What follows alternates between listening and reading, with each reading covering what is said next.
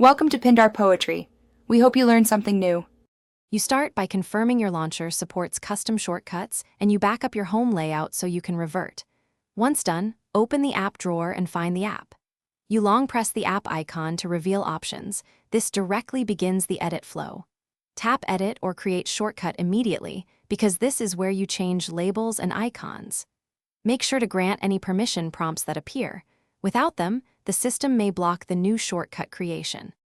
You now change the icon and target precisely. Tap Edit, pick the icon area, and choose a built-in glyph, gallery photo, or an installed icon pack. Once selected, crop or center the image and accept. This updates the visual.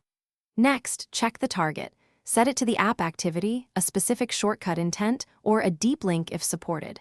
Make sure to test the target by tapping the preview. If it opens the wrong screen, adjust the intent, or pick the correct activity. You finish by placing the new shortcut on the home screen and positioning it where you want. Tap the icon to test its launch behavior and verify permissions. If it opens the correct activity, you are done. If it fails, make sure the app or launcher hasn't restricted custom shortcuts. As a troubleshooting tip, clear the launcher cache, restart the launcher, or simply recreate the shortcut from scratch. That often resolves permission or cache-related failures quickly and reliably. Thanks for watching. Consider subscribing if we helped you.